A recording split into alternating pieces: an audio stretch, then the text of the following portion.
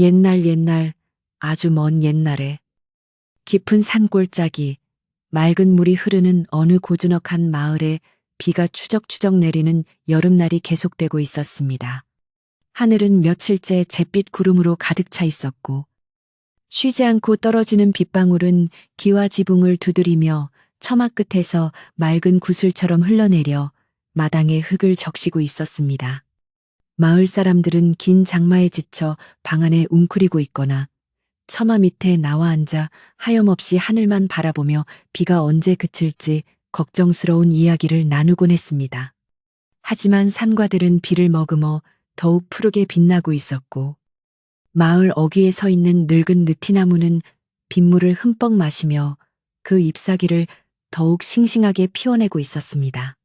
온 세상이 물 한 개에 젖어 고요하게 잠든 것 같은 이 마을에는 남들과는 조금 다른 부지런함을 가진 한 처녀가 살고 있었습니다. 이 마을에서 가장 으리으리한 기와집인 김대감 댁의 담장 너머로는 언제나 사람들의 말소리와 바쁘게 움직이는 발소리가 끊이지 않았습니다.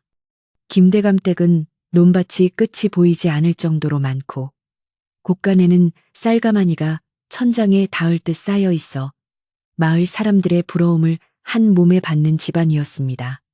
집안일을 돕는 하인들만 해도 수십 명에 달했는데 그 중에는 빨래터에서 하루 종일 옷감을 두드리고 헹구는 일을 맡은 분이라는 이름의 여종이 있었습니다. 분이는 태어날 때부터 부모님을 일찍 여의고 이 집에서 자라났지만 한 번도 자신의 처지를 비관하거나 남을 원망하는 법이 없이 언제나 맑은 눈빛을 지니고 있는 착한 처녀였습니다. 비가 오는 날이면 다른 하인들은 이리 고되다며 투덜대고 요령을 피우기 일쑤였지만 분이는 묵묵히 자신의 자리를 지켰습니다. 비가 억수같이 쏟아지는 날에도 빨래터에는 어김없이 방망이 두드리는 소리가 규칙적으로 울려 퍼지며 빗소리와 묘한 조화를 이루었습니다. 마을 사람들은 비가 오는데 무슨 빨래냐며 혀를 차기도 했지만 분이는 비에 젖은 옷가지들을 그대로 두면 퀴퀴한 냄새가 나고 곰팡이가 슬어 귀한 옷감을 망치게 된다는 것을 누구보다 잘 알고 있었습니다. 분이는 처마가 길게 뻗어 비를 피할 수 있는 개울가 빨래터 한 구석에 쭈그리고 앉아 차가운 개울물에 거친 손을 담그고 있었습니다. 흐르는 물은 여름임에도 불구하고 산골짜기에서 내려온 탓에 손끝이 아릴 정도로 차가웠지만 분이는 호호 입김을 불어가며 정성스럽게 대감마님과 안방마님의 비단 옷가지를 문지르고 헹구어냈습니다. 분이의 손은 오랜 노동으로 인해 마디가 굵어지고 거칠어졌지만 그 손길만큼은 비단결처럼 부드럽고 섬세하여 옷감이 상하는 법이 없었습니다. 빨래터 옆에 앉아있던 다른 여종들은 빗물이 튀어 옷이 젖는 것이 싫다며 멀찌감치 떨어져 앉아 잡담을 나누거나 주인마님의 흉을 보며 시간을 보내곤 했습니다. 개똥내라고 불리는 심술잠은 여종이 분이를 향해 분이야?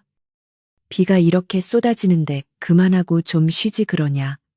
주인이 보는 것도 아닌데 혼자 유난을 떠는 꼴이 참 우습구나라며 비아냥거렸습니다. 하지만 분이는 그저 옅은 미소를 지으며 옷들의 얼룩이 베어들면 나중에 지우기가 더 힘들어져요. 저는 이 소리가 빗소리랑 섞여서 듣기 좋은걸요 라고 조용히 대답할 뿐이었습니다. 빨래터 위로 떨어지는 빗방울은 나뭇잎을 때리고 바위를 적시며 세상의 모든 소란을 잠재우는 듯한 평온함을 가져다 주었습니다. 분이는 빨래 방망이를 들어 옷감을 두드릴 때마다 마음속에 쌓여있던 고단함과 외로움도 함께 씻겨 내려가는 기분을 느꼈습니다. 투박한 나무 방망이가 젖은 무명천에 닿을 때 나는 둔탁하면서도 경쾌한 소리는 마치 분이의 심장 박동처럼 일정하게 이어졌습니다. 그녀는 옷감 하나하나가 주인의 품위를 나타내는 것이라 생각했고 자신이 깨끗하게 빤 옷을 입고 기분 좋아할 사람들의 얼굴을 떠올리면 차가운 물에 담긴 손도 그리 시렵지 않게 느껴졌습니다. 이것은 누가 시켜서 하는 억지스러운 노동이 아니라 분이 스스로가 세상과 소통하고 자신의 가치를 증명하는 거룩한 의식과도 같았습니다. 시간이 흐를수록 빗줄기는 점점 굵어지고 하늘에서는 우르릉 쾅쾅 천둥 소리가 들려오기 시작해 주변이 더욱 어둑어둑해졌습니다. 빨래터에 남아있던 다른 여종들은 겁을 먹고 서둘러 빨래 바구니를 챙겨 집안의 행랑채로 뛰어들어갔지만 분이는 아랑곳하지 않고 마지막 남은 도포 자락을 꼼꼼하게 헹구고 있었습니다. 하얀 도포 자락이 맑은 물살에 펴지며 춤을 추듯 흔들리는 모습은 마치 물속에 핀 하얀 연꽃처럼 아름답게 보였습니다. 분이는 흐르는 물에 옷을 여러 번 헹구어 비눗기를 완전히 제거한 뒤 힘을 주어 물기를 짜내고 대나무로 엮은 바구니에 차곡차곡 담았습니다. 그녀의 이마에는 땀방울과 빗방울이 섞여 흘러내렸지만 그녀의 표정은 일을 마쳤다는 개운함으로 빛나고 있었습니다. 주변이 온통 빗물로 가득 차올라 개울물 소리가 평소보다 훨씬 거칠고 크게 들려왔기에 분이는 서둘러 자리를 정리했습니다. 젖은 옷을 가득 담은 대나무 바구니는 물을 머금어 평소보다 훨씬 무거웠지만 분이는 익숙한 듯 허리에 힘을 주고 바구니를 머리에 이었습니다. 균형을 잡기 위해 한 손으로 바구니를 잡고 다른 한 손으로는 치맛자락을 살짝 걷어 올린 채 미끄러운 돌길을 조심조심 걸어 올라갔습니다. 비에 젖은 흙냄새와 풀냄새가 코끝을 진하게 자극했고 숲속 어디선가 들려오는 이름 모를 산새의 울음소리가 비에 젖어 처량하게 들려왔습니다. 분이는 발을 헛디디지 않으려 땅만 보고 걸으면서도 마음속으로는 따뜻한 아궁이 불 앞에서 온몸을 녹일 생각을 하며 발걸음을 재촉했습니다. 김대감댁의 거대한 소슬대문이 빗속에서 위험 있는 자태를 드러내며 우뚝 서 있는 모습이 멀리서부터 보이기 시작했습니다. 대문 앞에는 커다란 기와 지붕이 덮여 있어 비를 피하기에 안성맞춤이었지만 보통 하인들은 감히 그 정문으로 드나들지 못하고 옆에 있는 작은 쪽문을 이용해야만 했습니다. 하지만 오늘은 비가 너무 많이 와서 쪽문 쪽의 길이 물에 잠겨버렸기에 분이는 망설이다가 조심스럽게 소슬대문 처마 밑으로 향했습니다. 대문 안쪽에서는 하인들이 마당에 널어놓았던 멍석이나 농기구들을 치우느라 고래고래 소리를 지르며 분주하게 뛰어다니는 소리가 들려왔습니다. 분이는 혹시나 자신의 젖은 모습이 대감마님의 눈에 띄어 꾸지람을 들을까 걱정되어 잠시 대문 밖 처마 밑에서 숨을 고르며 온 매무새를 다듬었습니다. 그때 대문 안쪽 사랑채에서 들려오는 글 읽는 소리가 빗소리를 뚫고 은은하게 들려와 분이의 귀를 사로잡았습니다. 김대감댁 아들이 과거 시험을 준비하느라 밤낮으로 공부를 하고 있다는 이야기는 들었지만 이렇게 가까이서 글 읽는 소리를 듣는 것은 처음이었습니다. 분이는 비록 글을 알지 못하는 천한 신분이었지만 그 낮고 차분한 목소리에 담긴 운율이 왠지 모르게 마음을 편안하게 해준다고 생각했습니다. 그녀는 잠시 바구니를 내려놓고 처마 끝에서 떨어지는 낙수를 바라보며 멍하니 그 소리에 귀를 기울였습니다. 빗줄기는 마치 세상과 이 집을 단절시키는 투명한 장막처럼 쏟아져 내리고 있었고 그 안에서 분이는 잠시나마 고단한 현실을 잊고 알 수 없는 그리움에 잠기곤 했습니다. 어둑어둑해진 하늘은 이제 밤이 머지않았음을 알리고 있었고 집집마다 하나둘씩 호롱불이 켜지며 따스한 주황색 불빛이 창호지 문틈으로 새어 나오기 시작했습니다. 분이는 이제 부엌으로 가서 저녁밥을 지어야 할 시간임을 깨닫고 다시 무거운 빨래 바구니를 머리에 이었습니다. 부엌에서는 벌써 구수한 된장국 냄새와 밥 짓는 냄새가 솔솔 풍겨 나와 허기진 분이의 배를 자극했습니다.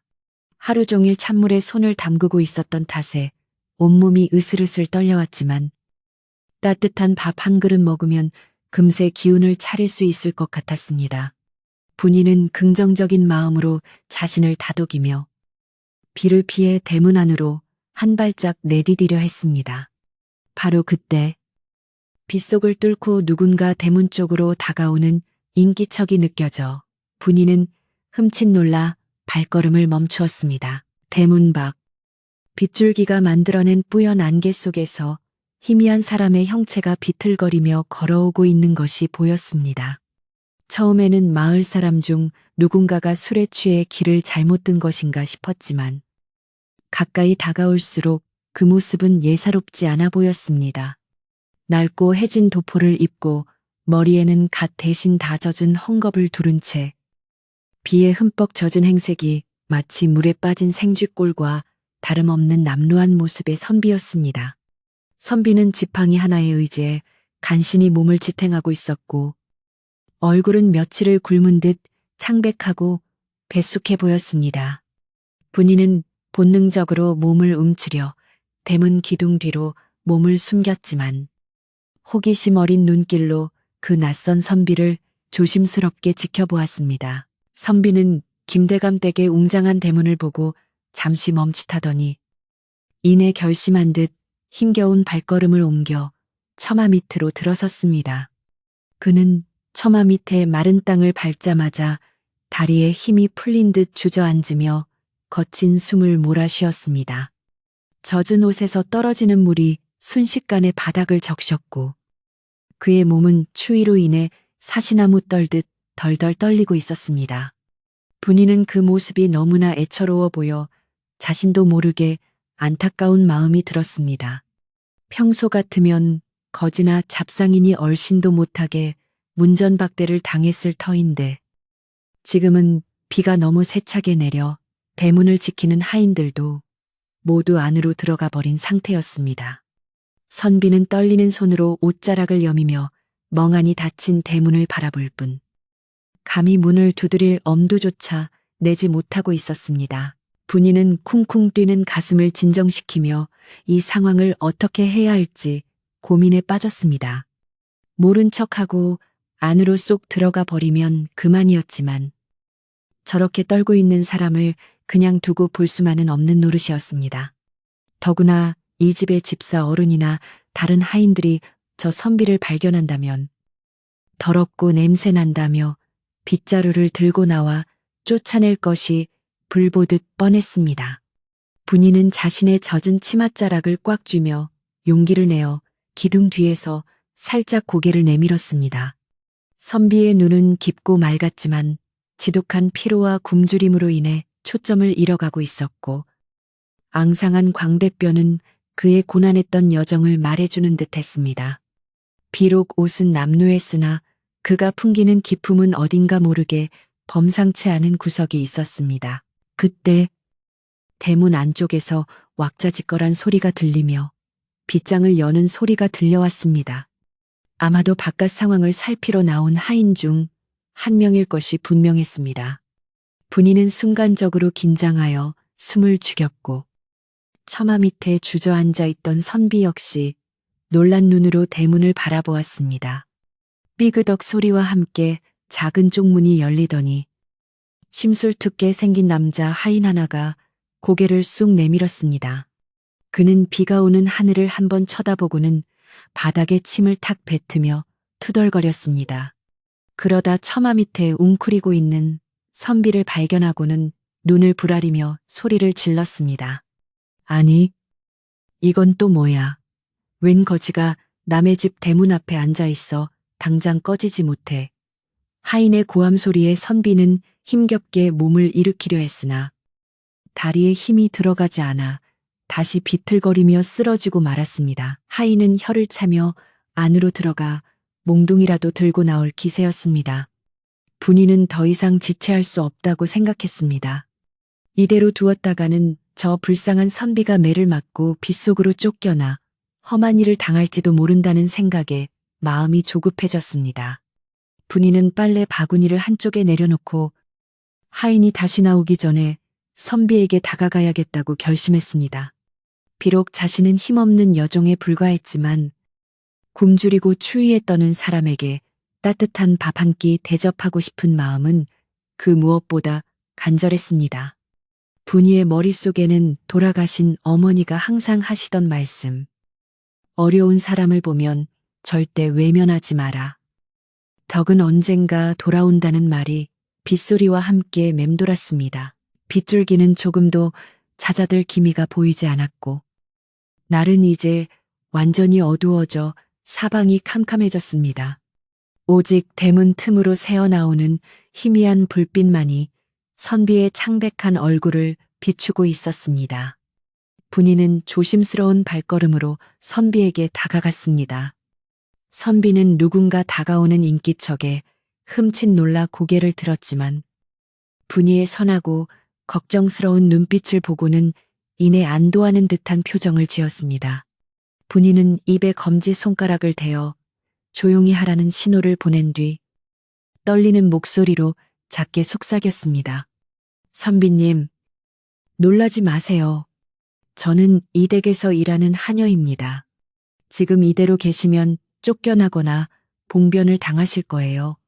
분이의 목소리는 빗소리에 묻혀 아주 작게 들렸지만 선비의 귀에는 그 어떤 음악보다도 따뜻하게 들려왔습니다. 분이는 주변을 두리번거리며 아무도 보는 사람이 없는지 확인했습니다. 다행히 빛 때문에 마당에는 아무도 나와 있지 않았습니다. 그녀는 선비의 젖은 소매를 조심스럽게 잡아 끌며 대문 옆으로 난 좁은 샛길을 가리켰습니다. 그곳은 백감을 쌓아두거나 허드렛 물건을 두는 곳으로 사람들의 왕래가 거의 없는 부엌 뒷문으로 이어지는 길이었습니다. 이쪽으로 오세요. 비를 피하고 몸을 좀 녹이실 수 있는 곳이 있어요. 따뜻한 국이라도 좀 드셔야 기운을 차리시지요. 선비는 분이의 친절에 감동한 듯 잠시 머뭇거리다가 거절할 힘조차 없었기에 그녀가 이끄는 대로 힘겹게 몸을 일으켰습니다. 분이는 비틀거리는 선비를 부축하여 빗물이 고인 웅덩이를 피해 조심스럽게 발걸음을 옮겼습니다. 부엌 뒷문으로 가는 길은 자풀이 무성하고 미끄러워 걷기가 쉽지 않았습니다. 게다가 어두컴컴해서 한 치 앞도 분간하기 어려웠지만 분이는 익숙한 길이라 더듬더듬 잘도 찾아갔습니다. 선비는 몇 번이나 넘어질 뻔했지만 그때마다 분이가 단단히 붙잡아 주어 무사히 걸을 수 있었습니다. 차가운 비가 두 사람의 어깨를 적셨지만 분이의 마음속에서 피어오르는 연민의 정은 주위의 차가운 공기를 덮일 만큼 뜨거웠습니다. 드디어 부엌 뒷문 쪽에 도착한 두 사람은 처마 및 마른 장작더미 위에 자리를 잡았습니다. 이곳은 아궁이의 온기가 벽을 타고 전해져와 바깥보다는 훨씬 따뜻했습니다. 분이는 선비에게 잠시만 기다리라고 이르고는 젖은 옷을 털며 부엌 안으로 조심스럽게 들어갔습니다. 부엌 안은 저녁 준비를 마친 뒤라 한산했고 아궁이에는 잔불이 남아있어 훈훈한 기운이 감돌았습니다. 분이는 주위를 살피며 커다란 무쇠솥 뚜껑을 열었습니다.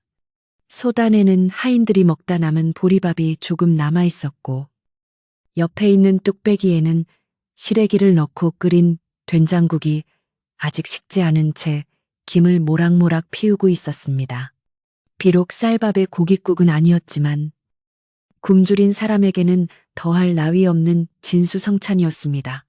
분이는 깨진 사기 그릇을 찾아 밥을 꾹꾹 눌러 담고 국도 한가득 퍼담았습니다.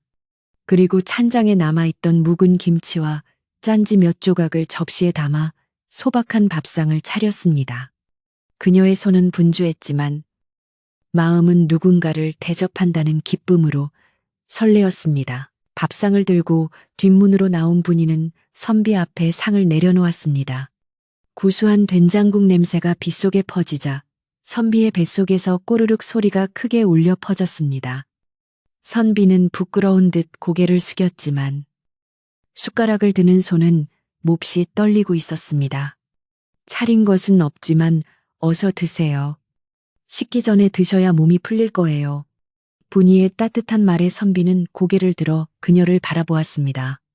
어둠 속에서도 분이의 눈동자는 별처럼 맑게 빛나고 있었습니다. 선비는 떨리는 목소리로 고맙소. 정말 고맙소. 라고 짧게 말한 뒤 허겁지겁 숟가락을 들어 국물을 떠먹기 시작했습니다. 뜨거운 국물이 목을 타고 넘어가자 얼어붙었던 몸이 서서히 녹아내리는 듯 했습니다. 선비가 밥을 먹는 동안 분이는 옆에 쪼그리고 앉아 비가 들이치지 않도록 자신의 몸으로 바람을 막아주었습니다. 밥 한 그릇을 개 눈 감추듯 비운 선비는 그제야 조금 살 것 같다는 표정을 지으며 긴 숨을 내쉬었습니다. 그는 밥그릇을 내려놓으며 분이를 찬찬히 뜯어보았습니다. 비록 하녀 복장을 하고 있었지만 그녀의 태도에는 기품이 서려 있었고 말투에는 공손함이 배어 있었습니다. 낭자의 이름이 무엇이요? 내 이 은혜는 결코 잊지 않으리다. 선비의 물음에 분이는 수줍게 고개를 저으며 대답했습니다. 저는 그저 부엌대기 하녀분이라고 합니다. 은혜랄 것도 없습니다. 배고픈 분께 밥 한 끼 대접하는 것은 사람으로서 당연한 도리인걸요. 밤은 더욱 깊어갔고 빗줄기는 잦아들기는커녕 점점 더 거세게 몰아치고 있었습니다. 선비는 잠시 더 머물고 싶었지만 혹시라도 자신 때문에 분위가 곤란해질까 염려하여 자리에서 일어났습니다. 비가 이렇게 오는데 어디로 가시려고요? 날이 밝으면 가시는 게 좋지 않을까요? 분이가 걱정스럽게 물었지만 선비는 고개를 가로저으며 씁쓸한 미소를 지었습니다. 아니요. 더 이상 폐를 끼칠 수는 없소. 내 갈 길이 멀어서 서둘러야 하오. 선비는 젖은 갓을 다시 쓰고 지팡이를 집어들었습니다. 그리고는 분이를 향해 깊이 허리를 숙여 인사를 했습니다. 오늘의 따뜻한 밥 한 끼, 내 평생 잊지 않고 가슴에 새기겠소. 부디 건강하시오. 선비는 다시 빗속으로 걸어 들어가 어둠 속으로 사라졌습니다. 분이는 선비의 뒷모습이 보이지 않을 때까지 그 자리에 서서 지켜보았습니다. 왠지 모르게 가슴 한구석이 찡해오는 것을 느끼며 분이는 빈 밥그릇을 챙겨 부엌으로 돌아왔습니다. 비는 밤새도록 내렸고 분이는 자리에 누워서도 빗소리를 들으며 아까 만난 선비가 무사히 길을 갈 수 있을지 걱정하며 잠을 설쳤습니다. 그렇게 비바람이 몰아치던 긴 밤이 지나고 다음날 아침이 밝아왔습니다. 간밤의 폭우가 거짓말이었던 것처럼 하늘은 맑게 개었고 햇살은 눈부시게 쏟아져 내렸습니다. 하지만 이 평화로운 아침이 분이의 운명을 완전히 뒤바꿀 엄청난 사건의 서막이라는 것을 그때는 아무도 알지 못했습니다. 밤새 세차게 내리던 빗줄기는 새벽녘이 되어서야 거짓말처럼 뚝 그쳤고 동쪽 하늘에서는 붉은 해가 솟아올라온 세상을 환하게 비추기 시작했습니다. 비에 젖은 나뭇잎들은 아침 햇살을 받아 영롱한 보석처럼 반짝였고 눅눅했던 땅에서는 하얀 물 한 개가 피어올라 마치 신선히 사는 세상처럼 몽환적인 풍경을 자아냈습니다.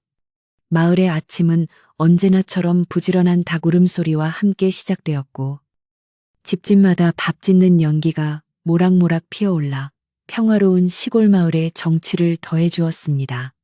하지만 김대감 댁의 아침 공기는 여느 때와 달리 어딘가 모르게 차갑고 날카로운 기운이 감돌고 있었습니다. 지난밤 낯선 손님에게 몰래 밥을 내어준 분이는 혹시라도 그 사실이 들통날까봐 밤새 한숨도 자지 못하고 뜬 눈으로 밤을 지새워야 했습니다.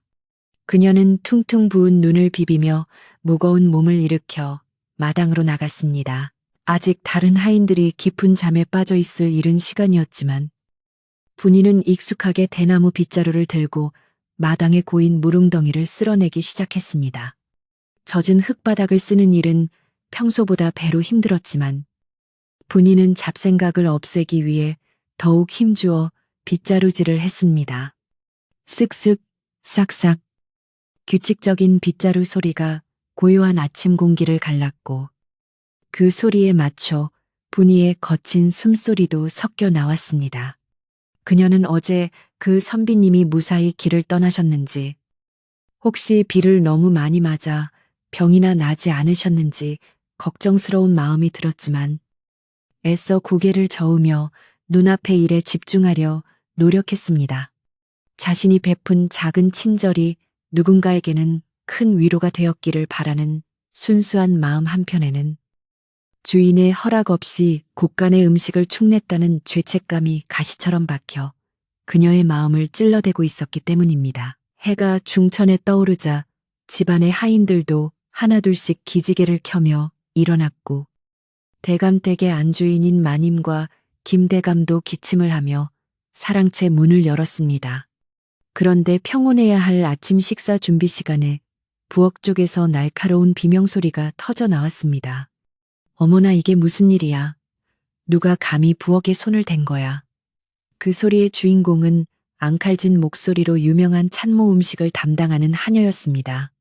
그녀의 호들갑스러운 목소리는 담장을 넘어 사랑채까지 들릴 정도로 컸고 마당을 쓸던 분이의 가슴은 철렁 내려앉았습니다.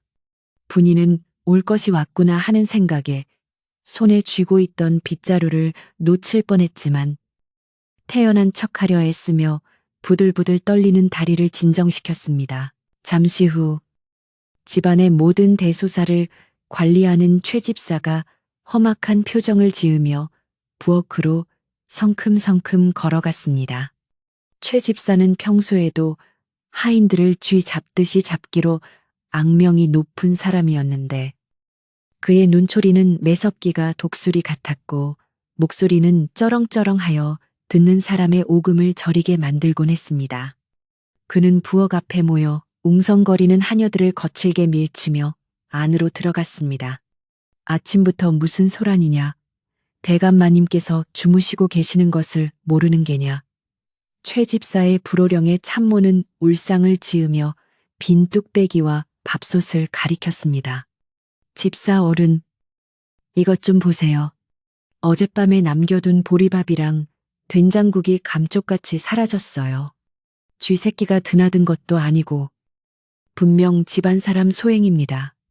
최 집사는 미간을 잔뜩 찌푸리며 빈 그릇들을 노려보았습니다.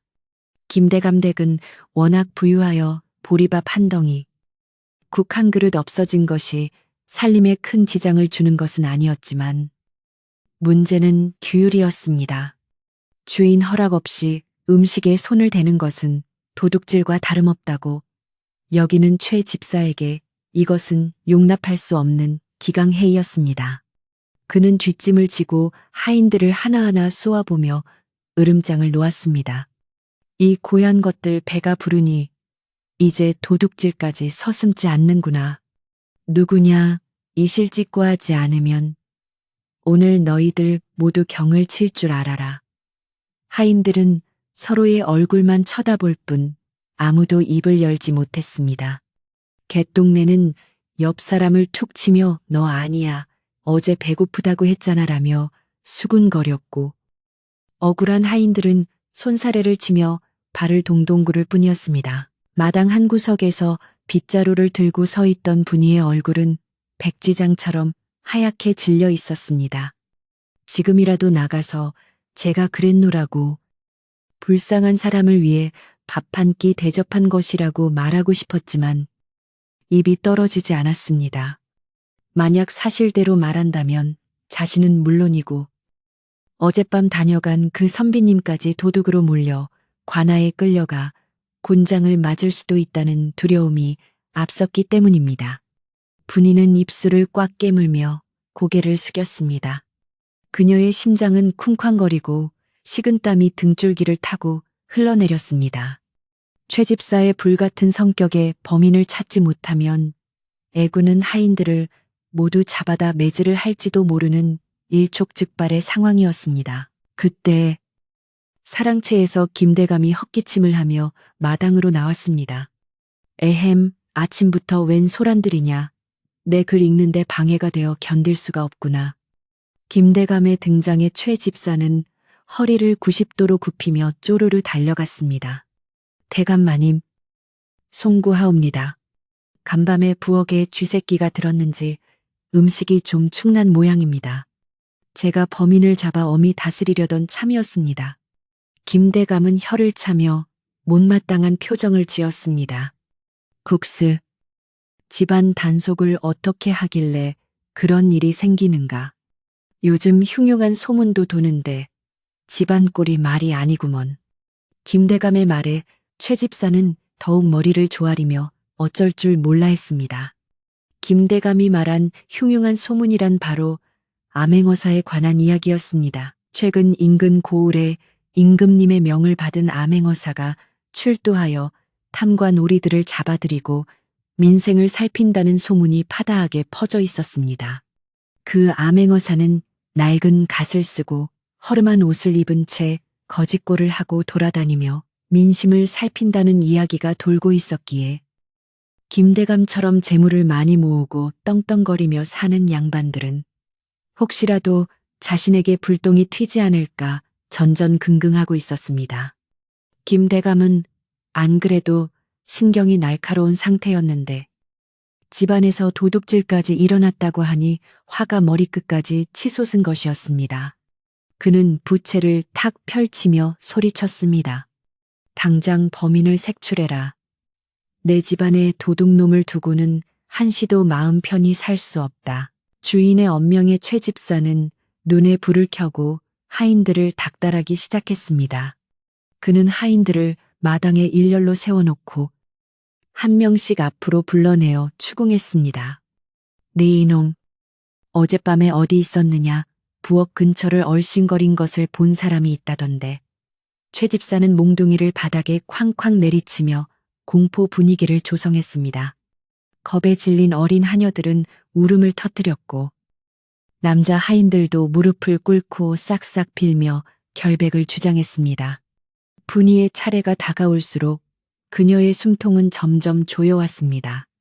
바로 앞 순서였던 돌쇠가 억울하다며 매를 맞고 쫓겨나는 모습을 보며 분이는 차라리 자신이 매를 맞고 쫓겨나는 것이 낫겠다는 생각까지 들었습니다. 하지만 바로 그때 마을 어귀에서 요란한 징소리가 들려오며 사람들의 이목이 대문 밖으로 쏠렸습니다.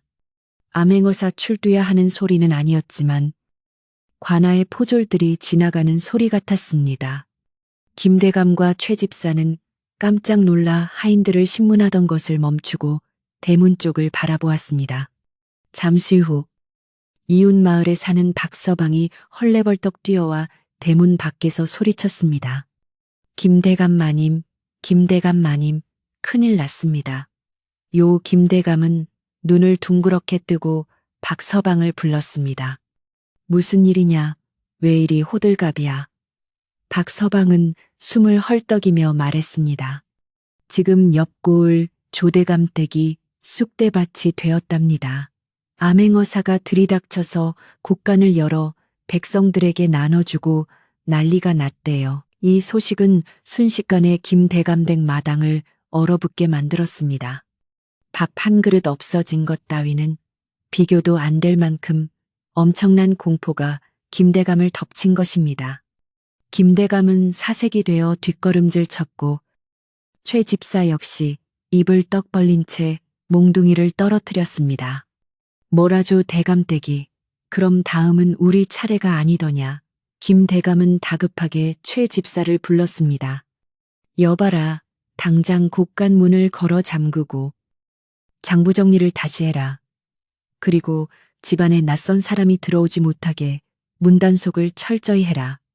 집안은 순식간에 아수라장이 되었습니다.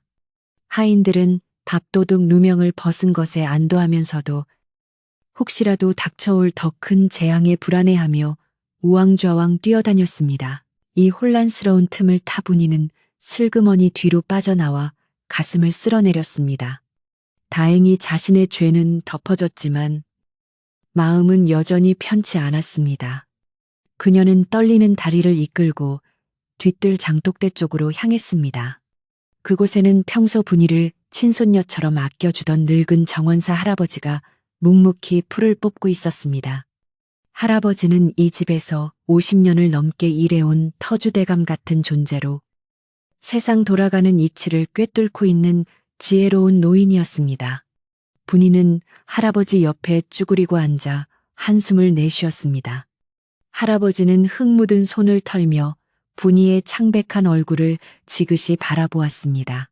분이, 네 안색이 좋지 않구나. 무슨 근심이라도 있는 게냐. 할아버지의 따뜻한 물음에 분이는 울컥 눈물이 솟구칠 뻔했습니다. 그녀는 주위를 살피며 개미 기어가는 목소리로 말했습니다. 할아버지, 세상이 왜 이리 무서운 걸까요? 착한 일을 해도 죄가 되고 가만히 있어도 벼락을 맞을 것 같아요. 할아버지는 분이의 말을 알아들은 듯 고개를 끄덕이며 쿠쿠 혀를 찼습니다. 허허, 세상사가 원래 요지경 속이란다. 바람이 불면 풀은 눕고 비가 오면 땅은 젖는 법이지. 하지만 분이야, 이것 하나만 명심하거라. 하늘은 스스로 돕는 자를 돕고 진심은 언젠가 통하게 되어 있다. 할아버지는 잠시 말을 멈추고 먼 하늘을 응시하더니 의미심장한 목소리로 덧붙였습니다. 어젯밤 빗소리에 섞여 낯선 발자국 소리를 들었다. 네가 부엌에서 달그락거리는 소리도 들었고 나는 귀가 어두워 잘은 모르지만 네가 나쁜 짓을 할 아이가 아니라는 건 안다. 하지만 오늘은 특히 조심해야 한다. 주인이 불안에 떨면 그 화살은 가장 약한 자에게 날아오기 마련이야. 괜히 눈에 띄지 말고 쥐 죽은 듯 지내거라. 분이는 깜짝 놀라 할아버지를 쳐다보았지만 할아버지는 그저 빙그레 웃으며 다시 호미질을 시작할 뿐이었습니다. 분이는 자신의 비밀을 알고도 덮어준 할아버지가 너무나 고마웠고 그의 조언대로 오늘은 더욱 몸을 사려야겠다고 다짐했습니다. 오후가 되자 마을의 분위기는 더욱 뒤숭숭해졌습니다. 빨래터에 모인 아낙네들의 입에서도 온통 암행어사 이야기뿐이었습니다. 예, 들었니 그 어사또가 변장을 기가 막히게 한대. 어떤 때는 스님으로, 어떤 때는 보찜장수로 나타난다더라. 어머, 그럼 엊그제 우리 집에 물 얻어 마시고 간 그 노인네도 혹시 사람들은 서로 눈치를 보며 쑥덕거렸고 확인되지 않은 소문은 꼬리에 꼬리를 물고 눈덩이처럼 불어났습니다. 개똥내는 빨래 방망이를 두드리며 큰 소리로 떠들어댔습니다. 흥, 어사또가 오면 우리 주인마님도 혼 좀 나야 해. 맨날 우리만 부려먹고 자기들은 떵떵거리며 살잖아. 내 이참에 확 다 일러바칠까 보다. 하지만 분이는 그저 묵묵히 빨래만 할 뿐. 아무런 말도 보태지 않았습니다. 해가 뉘엿뉘엿 지고 저녁 준비를 할 시간이 되었을 때 김대감 댁 대문 앞에는 팽팽한 긴장감이 감돌았습니다. 최 집사는 문지기들에게 대문을 굳게 걸어 잠그고 파리 새끼 한 마리도 들이지 말라고 엄명을 내렸습니다. 김대감은 사랑채에 틀어박혀 밖으로 나오지 않았고 안방마님은 점쟁이를 불러 굿이라도 해야 하는 것 아니냐며 부산을 떨었습니다. 집안 사람 모두가 보이지 않는 공포와 싸우고 있을 때 분이는 부엌 한 구석에서 조용히 저녁 밥상을 차리고 있었습니다. 어제 그 선비님이 앉아 계셨던 부엌 뒷문 쪽을 바라보니 텅 빈 장작더미만이 덩그러니 놓여 있어 왠지 모를 쓸쓸함이 밀려왔습니다. 그분은 지금쯤 어디에 계실까? 따뜻한 밥이라도 드셨을까? 그날 밤 김대감 댁의 저녁 식탁은 그 어느 때보다 무거웠습니다. 평소에는 반찬 투정을 하던 김대감도 아무 말 없이 밥만 깨작거렸고 아들 역시 과거 공부가 손에 잡히지 않는지 한숨만 푹푹 내쉬었습니다. 하인들은 주인들의 눈치를 보느라 발소리조차 내지 못하고 그림자처럼 움직였습니다. 분이는 설거지를 마치고 행랑채 자신의 방으로 돌아와 누웠지만 쉽게 잠이 오지 않았습니다. 천장을 바라보며 어젯밤의 일을 되새겨 보았습니다. 비에 젖은 선비의 떨리는 어깨, 허겁지겁 국을 마시던 모습, 그리고 고맙다며 남긴 마지막 인사말. 그것은 꿈이었을까? 아니면 현실이었을까? 분이는 가슴 한구석에 피어오르는 알 수 없는 예감에 뒤척이며 깊은 밤을 맞이했습니다. 내일 아침이면 또 어떤 일이 벌어질지 폭풍 전야의 고요함이 마을을 감싸고 있었습니다. 아침 햇살이 마당 깊숙이 파고들어 구석구석을 비추었지만 김대감 댁을 감싸고 있는 무거운 공기는 좀처럼 거칠 줄을 몰랐습니다. 평소 같으면 하인들의 활기찬 목소리와 웃음소리로 시끌벅적했을 마당에는 오직 마른 침을 삼키는 소리와 바스락거리는 발소리만이 낮게 깔려 있었습니다. 며칠간 계속되던 장마가 끝나고 하늘은 티 없이 맑고 푸르렀으나 사람들의 얼굴에는 먹구름이 잔뜩 낀 듯 수심이 가득했습니다. 어제 마을에 돌던 암행어사 출두 소문은 밤새 살을 더하고 뼈를 갖추어 이제는 기정사실처럼 굳어져 가고 있었고 김대감은 혹시라도 자신의 집에 불호령이 떨어질까봐 대문 밖 출입을 일절 금하고 집안 단속에만 열을 올리고 있었습니다. 담장 밖에서는 참새들이 짹짹거리며 평화롭게 노래를 불렀지만 담장 안의 사람들은 그 소리조차 불안하게 느껴질 만큼 신경이 곤두서 있었습니다. 안절부절 못하며 사랑채 마루를 서성이던 김대감은 애꿎은 담뱃대만 툭툭 털어대며 최집사를 불러댔습니다. 이봐라, 대문은 확실히 걸어 잠갔느냐? 혹시라도 수상한 자가 기웃거리거든 얼씬도 못하게 쫓아내야 한다. 김대감의 목소리는 평소의 위엄은 온데간데 없고 가늘게 떨리고 있었습니다. 그는 자신의 곳간에 쌓인 재물들이 혹시라도 문제가 될까 두려워 밤새 장부를 고치고 또 고치느라 눈이 쎄하게 들어가 있었습니다. 최 집사 역시 식은땀을 흘리며 염려 마십시오. 대감마님, 개미 새끼 한 마리도 들어오지 못하게 막고 있습니다요라고 대답했지만 그의 눈동자도 불안하게 흔들리고 있기는 마찬가지였습니다. 집안의 가장 큰 어른들이 이렇게 불안에 떨고 있으니 아래 하인들의 마음이 편할 리가 만무했습니다. 분이는 부엌 한 구석에 쪼그리고 앉아 콩나물을 다듬고 있었지만 손끝에 힘이 들어가지 않아 자꾸만 콩나물 대가리를 끊어먹기 일쑤였습니다. 그녀의 머릿속은 온통 어젯밤 다녀간 그 선비님 생각으로 가득 차 있었습니다. 혹시 그분이 암행어사에게 잡혀가서 내가 밥을 준 사실을 털어놓은 것은 아닐까? 아니면 그분이 도망치다가 잡혀서 우리 집까지 화를 입게 되는 건 아닐까?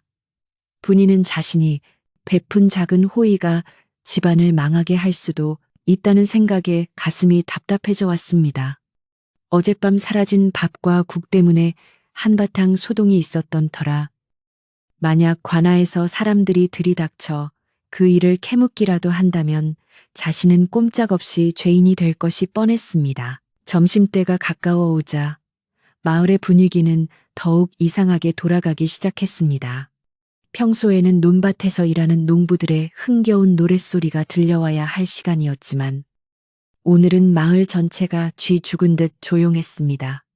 간간히 들려오던 개 짖는 소리마저 뚝 끊겼고 바람 소리마저 숨을 죽인 듯 고요했습니다. 빨래터에 다녀온 한 하녀가 사색이 되어 달려와 숨을 헐떡이며 말했습니다. 큰일 났어요. 마을 입구에 낯선 사람들이 쫙 깔렸대요.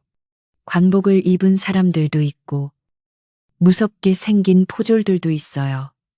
그 말에 부엌에 있던 찬모와 하녀들은 비명을 지르며 주저앉았고 분이는 심장이 쿵 하고 내려앉는 것 같았습니다. 올 것이 왔구나 하는 불길한 예감이 척추를 타고 차갑게 흘러내렸습니다. 그때였습니다. 멀리서부터 땅이 울리는 듯한 둔탁한 소리가 들려오기 시작했습니다. 그것은 한두 사람의 발소리가 아니었습니다. 수많은 사람들이 발을 맞추어 걷는 소리, 말발굽이 땅을 박차는 소리, 그리고 깃발이 바람에 펄럭이는 소리가 뒤섞여 점점 더 크게 다가오고 있었습니다. 마을 어귀에서 놀던 아이들이 기겁을 하며 집으로 도망치는 소리가 들렸고 이내 웅장한 나팔 소리가 뿌우 하고 울려 퍼지며 마을의 정적을 깨뜨렸습니다. 김대감 댁 하인들은 모두 하던 일을 멈추고 마당으로 뛰쳐나와 대문 쪽을 바라보았습니다. 공포에 질린 눈빛들이 서로 교차했고 누구 하나 입을 떼지 못한 채 다가오는 운명의 시간을 기다리고 있었습니다. 사랑채에 있던 김대감은 나팔 소리를 듣자마자 다리에 힘이 풀려 마루에 주저앉고 말았습니다. 아이고, 아이고, 이제 우리 집은 망했구나. 저 소리는 분명 어사또가 출두하는 소리다.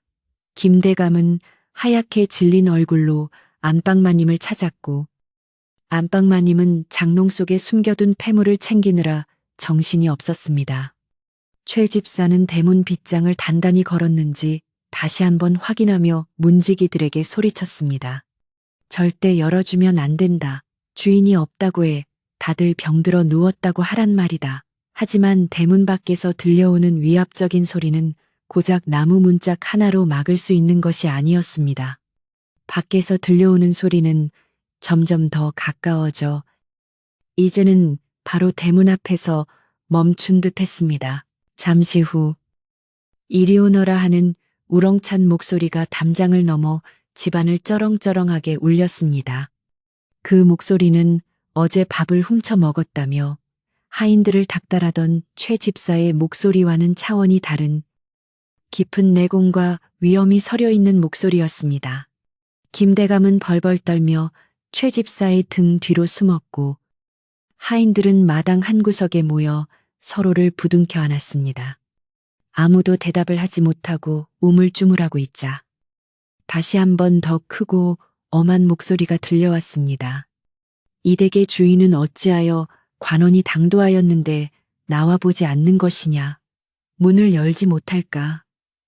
더 이상 버티는 것은 불가능했습니다. 최 집사는 덜덜 떨리는 손으로 대문 빗장을 천천히 풀었습니다. 끼익 하는 무거운 소리와 함께 거대한 소슬대문이 양쪽으로 활짝 열렸습니다. 그러자 문 밖의 풍경이 드러났는데 그 모습은 김대감이 상상했던 것과는 사뭇 달랐습니다. 낡은 옷을 입은 암행어사와 포졸들이 몽둥이를 들고 서 있을 것이라 생각했지만 눈앞에는 화려한 관복을 입은 관리들과 오색 깃발을 든 의장대가 질서 정연하게 늘어서 있었습니다. 그들의 겉모습은 눈이 부실 정도로 찬란했고 말들은 윤기가 흐르는 털을 뽐내며 위풍당당하게 서 있었습니다. 맨 앞에는 높은 관을 쓴 관리가 말을 타고 있었고 그 뒤로는 황금색 장식이 달린 화려한 가마가 놓여 있었습니다. 이것은 죄인을 잡으러 온 형리들의 모습이 아니라 마치 귀한 손님을 모시러 온 왕실의 행차와도 같았습니다. 김대감과 최 집사는 그 화려함에 압도되어 입을 다물지 못했습니다. 그러나 지은 죄가 있는 사람들은 화려한 관복조차 저승사자의 옷처럼 보이는 법이었습니다. 김대감은 버선발로 마당으로 뛰어내려가 납작 엎드렸습니다. 아이고, 나으리 죽을 죄를 지었습니다. 한 번만 살려주십시오. 제 곳간을 다 털어서라도 죗값을 치르겠습니다요. 김대감은 무엇이 죄인지도 모르면서 무조건 빌고 또 빌었습니다. 마당에 모인 하인들도 덩달아 땅바닥에 머리를 박고 숨소리조차 내지 못했습니다. 분이 역시 맨 뒷줄에 무릎을 꿇고 고개를 숙였는데 그녀의 심장은 금방이라도 터져 나올 듯 거세게 뛰고 있었습니다. 말에서 내린 관리는 엎드려 있는 김대감을 내려다보며 의아한 표정을 지었습니다. 그는 헛기침을 한 번 하고는 점잖은 목소리로 말했습니다. 대감, 일어나시오. 우리는 죄를 물으러 온 것이 아니요. 그 말에 김대감은 슬그머니 고개를 들고 눈을 깜빡였습니다. 네 죄를 물으러 온 것이 아니라고요. 그럼 어찌하여 이 누추한 곳까지. 관리는 부드러운 미소를 지으며 주변을 둘러보았습니다. 우리는 어제 이곳에서 비를 피했던 분의 명을 받고 귀한 은인을 모시러 왔소. 김대감과 최 집사는 서로의 얼굴을 쳐다보며 어리둥절한 표정을 지었습니다. 은인이라니요. 저희 집에는 어제 손님이 든 적이 없습니다요. 관리는 품에서 비단으로 감싼 두루마리를 꺼내 들었습니다. 그리고 엄숙한 목소리로 읽어 내려갔습니다. 어제 억수같이 쏟아지는 빗속에서 춥고 배고픈 과인에게 따뜻한 밥상과 쉴 곳을 내어준 여인이 이 집에 있다고 하였다. 그 마음씨가 너무나 곱고 갸륵하여 내 친히 가마를 보내어 궁으로 모시고자 하니 그 여인은 앞으로 나오라. 관리의 낭독이 끝나자 마당에는 정적이 흘렀습니다. 김대감과 최 집사의 입은 떡 벌어졌고 하인들은 웅성거리기 시작했습니다. 과인이라는 말은 임금님만이 쓸 수 있는 말이었습니다. 그렇다면 어제 왔던 그 람루한 선비가 바로 임금님이었단 말인가. 김대감은 믿을 수 없다는 표정으로 최 집사를 쳐다보았습니다. 집사, 이게 무슨 소리냐? 어제 우리 집에 임금님이 다녀가셨단 말이냐? 네가 알았느냐? 최 집사는 사색이 되어 손을 내저었습니다. 아니옵니다. 대감마님 어제 비가 와서 문을 꽁꽁 걸어 잠갔는데 누가 들어왔겠습니까? 분명 착오가 있으신 겁니다. 최 집사는 관리에게 다가가 읍소했습니다. 나으리, 뭔가 잘못하신 게 분명합니다. 저희 집은 어제 개미 한 마리 들이지 않았습니다. 하물며 임금님을 뵙다니요. 당치도 않습니다. 최 집사는 혹시라도 거짓을 고했다가 더 큰 벌을 받을까 두려워 필사적으로 부인했습니다. 하지만 관리는 단호하게 고개를 저었습니다. 아니다. 그분께서 분명히 이 집의 소슬대문과 뜰 안에 있는 늙은 향나무를 기억하셨다. 그리고 부엌 뒷문 쪽 처마 밑에서 비를 피하셨다고 하셨느니라. 관리의 구체적인 설명에 최 집사의 얼굴은 흑빛으로 변했습니다.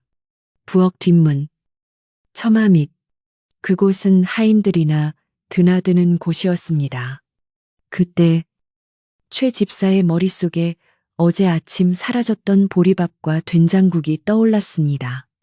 설마 그때 그 도둑이 최 집사는 무릎을 탁 치며 탄식했지만 이미 엎질러진 물이었습니다. 그는 두려움에 떨며 뒤에 있는 하인들을 노려보았습니다. 누구냐? 어제 부엌 뒷문에서 수상한 짓을 한 놈이 누구냔 말이다. 마당에 모인 하인들은 서로의 눈치만 살필 뿐 선뜻 나서는 사람이 없었습니다. 임금님을 대접했다면 큰 상을 받을 일이었지만 주인의 허락 없이 몰래 숨겨주었다는 것은 주인에게는 배신행위나 마찬가지였기 때문입니다. 게다가 지금 분위기는 상을 받는 분위기라기보다는 누군가를 색출해내는 살벌한 분위기였습니다. 김대감은 발을 동동 구르며 소리쳤습니다. 어서 나오지 못할까? 내년들이 입을 다물고 있으면 우리 집안이 역적으로 몰릴 판이다. 김대감의 고함 소리에 어린 하녀 하나가 훌쩍거리며 울음을 터뜨렸습니다. 분이는 고개를 숙인 채 주먹을 꽉 쥐었습니다. 자신의 행동이 이렇게 큰일이 될 줄은 꿈에도 몰랐습니다. 어제 그분이 임금님이었다니 상상조차 할 수 없는 일이었습니다. 하지만 지금 나서지 않으면 죄 없는 다른 사람들이 고초를 겪을 것이 분명했습니다. 그리고 무엇보다 그 선비님이, 아니 임금님이 자신을 찾고 있다는 사실이 가슴을 뜨겁게 만들었습니다. 그분은 약속을 지키러 온 것이었습니다. 분이는 두려움과 설렘이 교차하는 복잡한 심정으로 천천히 고개를 들었습니다. 옆에 있던 정원사 할아버지가 분이의 손을 살짝 잡아주며 따뜻한 눈빛을 보냈습니다. 용기를 내거라. 분이야. 관리는 답답하다는 듯 미간을 찌푸리며 다시 한번 외쳤습니다. 그 여인은 손에 물이 마를 날이 없는 사람이라 하였다. 그리고 아주 맑은 눈을 가졌다고 하셨지. 지금 당장 나오지 않으면 이 집안을 기만죄로 다스리겠다. 관리의 호통의 마당은 더욱 얼어붙었습니다. 최 집사는 하녀들의 손을 하나하나 검사하기 시작했습니다. 손 내밀어 반어냐 아니면 너냐. 하녀들은 거칠어진 손을 내밀며 벌벌 떨었습니다. 분이의 차례가 다가오고 있었습니다. 분이는 깊게 숨을 들이마셨습니다. 이제 더 이상 숨을 곳은 없었습니다. 그리고 숨을 이유도 없었습니다. 분이는 떨리는 무릎에 힘을 주고 천천히 자리에서 일어났습니다. 그녀의 갑작스러운 행동에 주변에 있던 하인들이 놀란 눈으로 그녀를 쳐다보았습니다. 김대감과 최 집사도 멍하니 분이를 바라보았습니다. 분이는 앞으로 뚜벅뚜벅 걸어나갔습니다. 그녀의 옷은 낡고 허름한 무명옷이었고 머리는 흐트러져 있었지만 그 순간 그녀의 표정만큼은 그 누구보다 당당하고 빛나 보였습니다. 분이는 관리 앞에 멈춰서서 공손하게 무릎을 꿇었습니다. 나으리. 죽을 죄를 지었습니다. 분이의 가늘고 떨리는 목소리가 조용한 마당에 울려 퍼졌습니다. 관리는 말에서 내려 분이 앞으로 다가왔습니다. 그는 분이의 얼굴을 찬찬히 뜯어보았습니다. 빗물에 젖어 초라했던 어제의 모습은 온데간데 없지만 그 선하고 맑은 눈동자만큼은 분명 임금님이 묘사한 그대로였습니다. 관리는 부드러운 목소리로 물었습니다. 네가 어젯밤 비를 피하던 길손에게 밥상을 차려준 그 여인이냐. 분이는 눈물을 글썽이며 고개를 끄덕였습니다. 예. 배고픈 분을 그냥 보낼 수 없어. 주인의 허락도 없이 제 밥을 내어드렸습니다. 부디 저만 벌하여 주시고 주인 어른께는 죄를 묻지 말아 주십시오. 분이의 자백에 김대감은 기절초풍할 노릇이었습니다. 뭐라네? 내년이 감히 내 허락도 없이 김대감은 화를 내야 할지 기뻐해야 할지 몰라 얼굴이 불그락푸르락했습니다. 하지만 관리는 호탕하게 웃으며 분이를 일으켜 세웠습니다. 벌이라니 당치도 않다. 너야말로 진정한 조선의 국무가 될 자질을 갖춘 귀인이다. 관리의 입에서 나온 말은 마당에 있던 모든 사람들의 귀를 의심하게 만들었습니다. 김대감은 입을 쩍 벌린 채 바닥에 주저앉았고 개똥내를 비롯한 다른 하녀들은 경악을 금치 못했습니다. 관리는 뒤에 있던 가마꾼들에게 손짓을 했습니다. 그러자 황금색으로 장식된 화려한 가마가 분이 앞으로 다가와 멈췄습니다. 가마의 문이 열리고 그 안에는 눈부시게 아름다운 비단옷과 꽃신이 놓여 있었습니다. 전하께서 너를 잊지 못하시고 친히 모셔오라 명하셨다. 이제 그 낡은 옷을 벗고 이 옷으로 갈아입은 뒤 가마에 오르거라.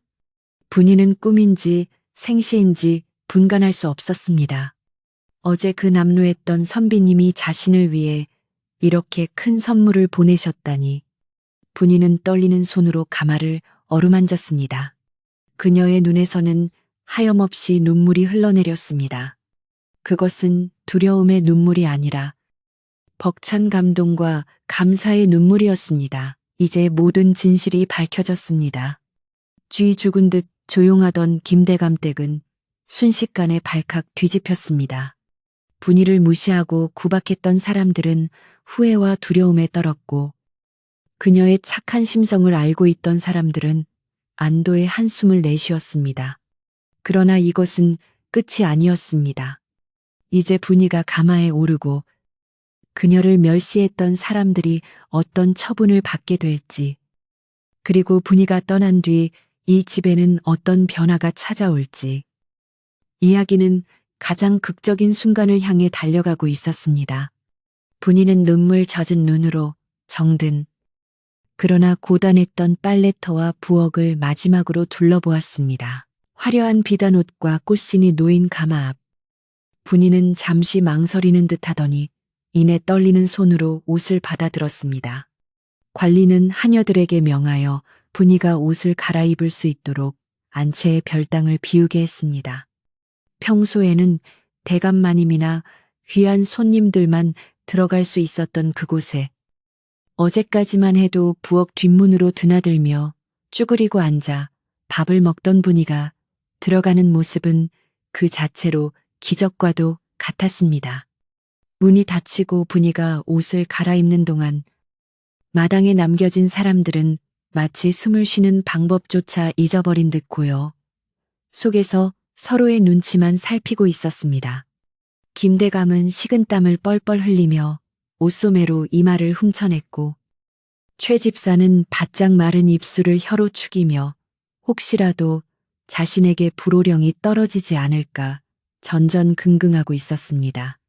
담장 너머로 이 광경을 지켜보던 마을 사람들도 숨을 죽인 채 과연 빨래터 여종이 어떤 모습으로 변하여 나타날지 호기심 어린 눈으로 방문을 주시했습니다. 잠시 후 별당의 문이 조용히 열리고 분이가 천천히 밖으로 걸어 나왔습니다. 그 순간 마당에 있던 모든 사람들의 입에서는 탄성이 터져 나왔습니다.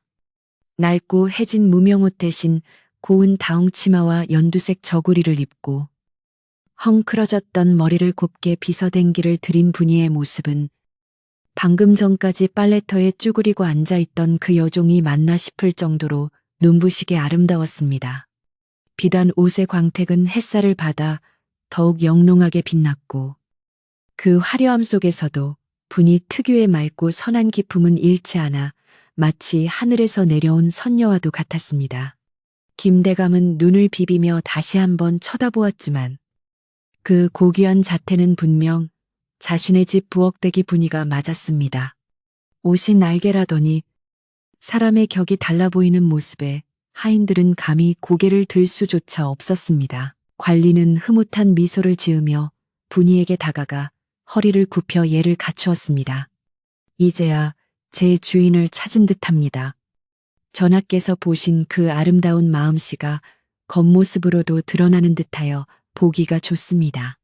분이는 낯선 옷차림이 어색하여 얼굴을 붉혔지만 관리의 칭찬에 수줍게 미소를 지어 보였습니다.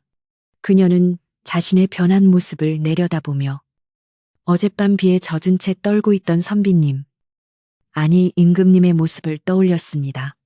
그분은 겉모습 뒤에 숨겨진 진심을 볼 줄 아는 분이셨기에 남루한 옷차림의 하녀에게서도 귀함을 발견해 주신 것이었습니다. 분이는 가슴 깊은 곳에서 뜨거운 감사가 솟아오르는 것을 느꼈습니다. 그때 김대감이 무릎으로 기어 나와 분이의 치맛자락을 잡으려 했습니다. 아이고, 분이야, 아니, 분이 아가씨 내 진작에 네가 보통 아이가 아닌 줄 알았다니까. 우리 집안에 이런 경사가 생길 줄이야. 김대감의 목소리는 비굴하기 짝이 없었습니다. 방금 전까지 도둑으로 몰아세우려던 기세는 온데간데 없고 마치 친딸을 대하듯 온갖 아양을 떠는 모습에 주변 사람들은 눈살을 찌푸렸습니다. 최 집사 역시 옆에서 거들며 맞습니다요. 제가 평소에 분이를 얼마나 아꼈는데요. 힘든 일은 시키지도 않고 맛있는 것도 몰래 챙겨주곤 했습니다. 요라며 뻔뻔한 거짓말을 늘어놓았습니다. 관리는 그런 두 사람의 모습을 싸늘한 눈빛으로 내려다보았습니다. 그리고는 엄한 목소리로 꾸짖었습니다. 그 입 다물지 못할까. 전하께서는 이 집의 높은 대문과 담장이 비를 피하는 나그네에게 얼마나 야박했는지 똑똑히 기억하고 계신다. 소슬대문은 굳게 닫혀 있었고 주인의 마음은 곳간의 재물을 지키느라 얼음장처럼 차가웠다고 하셨느니라. 관리의 서슬퍼런 호통에 김대감과 최 집사는 화들짝 놀라 바닥에 머리를 탔으며 살려달라고 빌었습니다. 죽을 죄를 지었습니다. 소인들이 눈이 어두워 귀한 분을 알아보지 못했습니다. 한 번만 용서해 주십시오. 관리는 품에서 또 다른 교지를 꺼내 들었습니다. 전하께서는 너희들의 그 야박함을 엄히 다스려 곤장을 치고 재물을 몰수하라 하셨으나 관리가 잠시 말을 멈추자 김대감은 숨이 넘어갈 듯 헐떡거렸습니다. 그러나 너희 집안에서 자란 이 여인의 따뜻한 마음을 보아. 그리고 그녀가 간곡히 청할 것이라 예견하시어 특별히 그 죄를 묻지 않기로 하셨다. 이는 오로지 이 여인의 덕이니라. 관리의 말은 반은 맞고 반은 분이의 덕을 높이기 위한 배려였습니다. 실제로 분이는 아직 아무 말도 하지 않았지만 임금은 분이의 성품상 주인이 벌받는 것을 원치 않을 것임을 미리 헤아린 것이었습니다. 김대감과 최 집사는 그제야 안도의 한숨을 내쉬며 분이를 향해 절을 했습니다. 고맙다. 분이야, 정말 고맙다. 네가 우리 집안을 살렸구나. 그들의 감사 인사는 비록 두려움에서 나온 것이었지만 그 순간만큼은 진심이 담겨 있었습니다. 분이는 자리에서 일어나 김대감의 손을 잡아 일으켰습니다. 대감마님, 일어나세요. 저는 그저 배고픈 분께 밥 한 끼 드린 것뿐입니다. 제가 이 집에서 자라지 않았다면 밥을 지을 쌀도 국을 끓일 된장도 없었을 것입니다. 그러니 이 모든 것이 대감마님의 은덕이지요. 분이의 겸손하고 지혜로운 말에 김대감은 부끄러움에 얼굴을 들 수 없었습니다. 그는 자신이 하찮게 여겼던 여종의 그릇이 자신보다 훨씬 크다는 것을 뼈저리게 느꼈습니다. 이제 떠날 시간이 되었습니다. 관리는 정중하게 분이를 가마로 안내했습니다. 분이는 가마에 오르기 전 마지막으로 집안 사람들을 둘러보았습니다. 부엌 쪽을 바라보자 함께 고생했던 동료 하녀들이 부러움과 아쉬움이 섞인 눈빛으로 그녀를 바라보고 있었습니다. 개똥내는 미안한 마음에 고개를 푹 숙이고 있었습니다.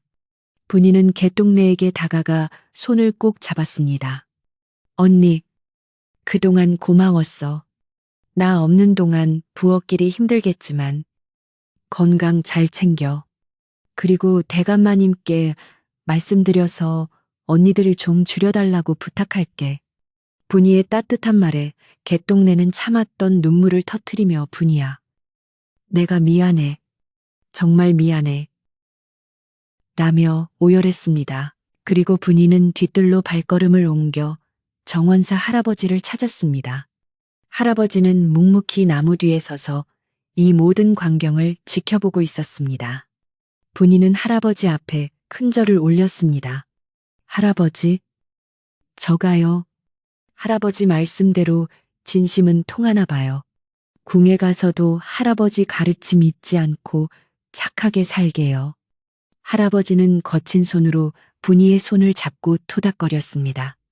그래, 잘 가거라. 네 자리는 여기가 아니라 더 넓은 세상이었던 게야. 가서도 지금처럼 맑은 마음 잃지 말고 억울하고 힘든 사람들 살피는 귀한 사람이 되어라. 할아버지의 눈가에도 물기가 어렸습니다. 두 사람은 말없이 서로의 마음을 주고받으며 짧지만 깊은 작별 인사를 나누었습니다. 분이가 다시 마당으로 돌아오자 관리는 가마 문을 열어주었습니다. 분이는 조심스럽게 가마 안으로 들어갔습니다. 푹신한 비단 방석과 은은한 향기가 나는 가마 안은 분이에게 낯설고 신기한 세상이었습니다. 문이 닫히고 가마꾼들 출발하라는 관리의 우렁찬 호령 소리와 함께 가마가 둥실 떠올랐습니다. 둥둥둥 북소리가 울리고 나팔 소리가 다시 한번 하늘 높이 퍼져나갔습니다. 화려한 행렬이 김대감 댁 대문을 빠져나가기 시작했습니다. 마을 사람들은 길 양옆으로 늘어서서 손을 흔들며 환호했습니다. 와, 분이가 궁으로 간다. 우리 마을에 경사가 났다. 아이들은 가마를 따라다니며 깡충깡충 뛰었습니다. 가마의 작은 창으로 스쳐 지나가는 풍경을 바라보던 분이의 눈에는 만감이 교차했습니다. 정든 빨래터, 늙은 느티나무, 비 오는 날이면 질퍽거리던 흙길. 고단했지만 추억이 서린 고향 풍경이 하나둘 뒤로 물러나고 있었습니다. 그녀는 자신이 지금 어디로 가는지, 앞으로 어떤 삶이 펼쳐질지 정확히 알 수 없었지만 마음속 깊은 곳에서 알 수 없는 용기와 희망이 솟구쳐 오르는 것을 느꼈습니다. 그것은 어젯밤 빗속에서 만난 그분의 눈빛. 따뜻하고 신뢰에 찬 그 눈빛이 그녀에게 준 선물이었습니다. 분이는 두 손을 모으고 조용히 기도했습니다. 이 행운이 자신만의 것이 아니라 남아있는 모든 사람들에게도 나누어지기를. 행렬이 마을 어귀를 돌아 완전히 사라질 때까지 김대감과 하인들은 대문 앞에 서서 자리를 뜨지 못했습니다. 웅장했던 소리가 멀어지고 다시 마을의 평소의 고요함이 찾아왔지만 그 공기는 예전과는 사뭇 달랐습니다. 김대감은 다리에 힘이 풀려 대문 기둥에 기대섰습니다. 그는 멍하니 하늘을 바라보다가 최 집사를 불렀습니다. 집사야. 그의 목소리에는 힘이 빠져 있었지만 어딘가 홀가분한 기운도 섞여 있었습니다. 예, 대감마님, 오늘 저녁에는 곡간을 좀 열어라. 돼지도 한 마리 잡고 술도 넉넉히 내오너라. 최 집사는 깜짝 놀라 눈을 동그랗게 떴습니다. 예, 잔치라도 하시려는 겁니까요? 김대감은 씁쓸하게 웃으며 고개를 끄덕였습니다. 그래, 우리 집에서 귀인이 나셨는데 잔치를 안 할 수가 있느냐? 그리고 그동안 내가 너무 인색하게 굴었던 것 같구나. 마을 사람들도 부르고 지나가는 과객이 있으면 불러다 배불리 먹여라. 혹시 또 아느냐? 그 중에 임금님이 계실지. 김대감의 농담 섞인 말에 최 집사도 허어 웃으며 지당하신 말씀입니다요. 당장 준비하겠습니다. 라고 씩씩하게 대답했습니다. 집안의 분위기는 순식간에 바뀌었습니다. 공포와 긴장이 사라진 자리에 안도감과 활기가 채워지기 시작했습니다. 하인들은 신이 나서 부엌으로 달려갔고 솥을 걸고 불을 지피는 소리가 경쾌하게 울려 퍼졌습니다. 부엌에서는 다시 밥 짓는 냄새가 피어오르기 시작했습니다. 하지만 이번 냄새는 어제의 초라한 보리밥 냄새가 아니라 기름진 고기 냄새와 구수한 맵쌀밥 냄새였습니다. 찬모는 아이고, 살다 보니 별일이 다 있네. 분이 덕에 우리가 포식을 하게 생겼어라며 콧노래를 불렀습니다. 개똥내도 눈물을 닦고 부지런히 전을 부치며 분이가 정말 큰 복을 주고 갔네. 나도 이제부터는 좀 착하게 살아야겠어라고 다짐했습니다. 분이는 떠났지만 그녀가 남기고 간 따뜻한 온기는 집안 곳곳에 스며들어 사람들의 마음을 녹이고 변화시키고 있었습니다. 빨래터에 쌓여있던 빨래들도 누군가 묵묵히 가져다 깨끗이 빨아 널었고 마당의 흙먼지도 말끔히 쓸려 나갔습니다. 해는 서산으로 뉘엿뉘엿 넘어가고 하늘은 붉은 노을로 물들었습니다. 김대감 댁 마당에는 멍석이 깔리고 술상이 차려졌습니다. 마을 사람들도 소문을 듣고 하나둘 모여들어 북적거리기 시작했습니다. 김대감, 축하하오. 댁에서 왕비라도 나오는 거 아니오. 이웃 양반들의 덕담에 김대감은 허허 과찬이십니다. 다 조상님의 음덕이지요. 라며 으스댔지만 속으로는 분이 덕분이지라고 생각하며 쓴웃음을 삼켰습니다. 술잔이 돌고 흥겨운 노랫가락이 흘러나오자 지난 며칠간 마을을 짓누르던 암행어사 출두의 공포는 눈 녹듯 사라졌습니다. 사람들은 분이의 이야기를 안주 삼아 밤이 깊도록 이야기꽃을 피웠습니다. 그 시각 분이를 태운가마는 도성을 향해 부지런히 움직이고 있었습니다. 가마가 덜컹거릴 때마다 분이는 살짝 잠이 들었다 깨기를 반복했습니다. 꿈속에서 그녀는 다시 빨래터에 앉아 있었지만 물은 차갑지 않고 따뜻했으며 빨래 방망이 소리는 아름다운 음악 소리로 변해 있었습니다. 그리고 빗속에서 만난 선비님이 환하게 웃으며 그녀에게 손을 내밀고 있었습니다. 분이는 그 손을 잡으며 미소 지었습니다. 현실의 고단함은 끝났고 이제 그녀 앞에는 꿈보다 더 꿈 같은 현실이 기다리고 있었습니다. 밤바람이 가마의 휘장을 살짝 흔들고 지나갔지만 분이는 춥지 않았습니다. 그녀의 마음속에는 꺼지지 않는 등불 하나가 환하게 타오르고 있었기 때문입니다. 김대감 댁의 잔치는 밤늦게까지 이어졌습니다. 술에 취한 김대감은 정원사 할아버지를 불러 술 한 잔을 권했습니다. 영감, 자네는 알고 있었지. 분이가 절이 될 줄. 할아버지는 빙그레 웃으며 술잔을 받았습니다. 알다마다요. 흙 속에 묻혀 있어도 진주는 빛이 나는 법이니까요. 대감마님, 이제부터라도 덕을 좀 베풀고 사시지요. 그래야 나중에 분이 아가씨 볼 면목이 서지 않겠습니까? 김대감은 고개를 주걱거리며 그래야지. 그렇고 말고라고 중얼거리다 달아 털어졌습니다. 할아버지는 잠든 김대감 댁을 바라보며 밤하늘의 별을 올려다보았습니다. 유난히 밝은 별 하나가 북쪽 하늘에서 반짝이고 있었습니다. 마치 분위가 잘 가고 있다고 신호를 보내는 것만 같았습니다. 이제 마을은 다시 평온을 되찾았습니다. 비는 그쳤고 땅은 굳었으며 사람들의 마음은 한결 넉넉해졌습니다. 분이가 떠난 자리는 비었지만 그 빈자리는 그녀가 남긴 이야기와 교훈으로 가득 채워졌습니다. 누구 하나 억울하게 쫓겨나거나 매를 맞지 않고 모두가 웃으며 하루를 마무리할 수 있었던 것은 기적과도 같은 일이었습니다. 그리고 이 모든 기적의 시작은 비 오는 날, 아무도 보지 않는 곳에서 피어난 작은 친절 하나였습니다. 밤은 깊어 사방이 고요한데 멀리서 들려오는 풀벌레 소리만이 평화롭게 잠든 마을을 지키고 있었습니다. 이제 마지막 이야기만이 남아 이 아름다운 전설의 끝을 맺을 준비를 하고 있었습니다. 한양으로 향하는 길은 멀고도 험했지만 분이를 태운 가마는 구름 위를 떠가듯 부드럽게 움직였습니다. 밤새 쉬지 않고 걸어온 가마꾼들의 이마에는 땀방울이 맺혔지만 그들의 발걸음은 궁궐의 부름을 수행한다는 자부심으로 힘찼습니다.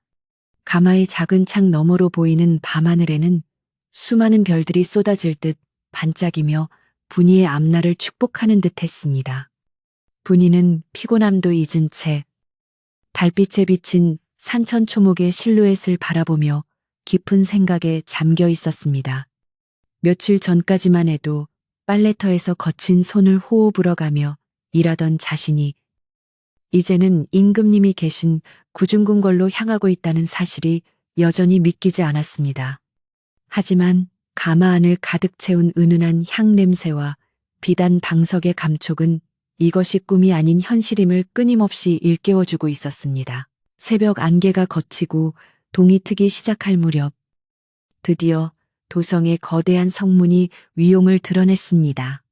성문 앞을 지키던 병사들은 왕실의 문양이 새겨진 가마를 보자 일제히 창을 거두고 길을 터주며 허리를 굽혀 예를 표했습니다. 도성 안은 시골 마을과는 비교도 안 될 정도로 넓고 활기찼으며 기와집들이 끝도 없이 펼쳐져 있었습니다. 분이는 가마 틈으로 보이는 번화한 거리 풍경에 눈이 휘둥그레졌지만 곧 마음을 다잡고 운매무새를 단정히 했습니다. 이제 곧 임금님을 뵙게 된다는 생각에 심장이 쿵쿵 뛰었지만 어젯밤 빗속에서 보았던 그 선비님의 따뜻한 눈빛을 떠올리며 두려움을 떨쳐내려 노력했습니다. 가마는 복잡한 저작거리를 지나 웅장한 궁궐의 정문인 광화문 앞으로 천천히 미끄러져 들어갔습니다. 궁궐 안은 바깥 세상과는 전혀 다른 고요함과 엄숙함이 감돌고 있었습니다. 붉은 기둥과 화려한 단청으로 장식된 전각들이 겹겹이 들어서 있었고 수염을 기른 내관들과 고운 옷을 입은 궁녀들이 질서정연하게 움직이고 있었습니다. 가마가 멈춘 곳은 임금님의 침전이 있는 강령전 근처의 한 조용한 별궁이었습니다. 가마 문이 열리자 상공으로 보이는 나이 지긋한 여인이 다가와 분이를 정중하게 맞이했습니다. 먼 길 오시느라 고생 많으셨습니다. 전하께서 기다리고 계시니 우선 여독을 풀고 단장을 하신 후에 뵙도록 하겠습니다. 상궁의 목소리는 부드러우면서도 위엄이 서려 있어 분이는 저절로 고개를 숙여 예를 갖추었습니다. 상궁의 안내를 받아 들어간 방은 따뜻하고 아늑했습니다. 방 한가운데에는 장미 꽃잎을 띄운 따뜻한 목욕물이 준비되어 있었고 옆에는 궁중에서만 쓴다는 귀한 향유와 비누가 놓여 있었습니다. 분이는 궁녀들의 시중을 받으며 목욕을 했습니다. 따뜻한 물이 몸에 닿자 긴장으로 굳어있던 근육이 사르르 녹아내리는 것 같았습니다. 빨래터에 찬물에 터지고 갈라졌던 분이의 거친 손도 향유를 바르자 언제 그랬냐는 듯 보드라워졌습니다. 궁녀들은 분이의 긴 머리를 빗어 정갈하게 올리고 옥으로 만든 비녀를 꽂아주었습니다.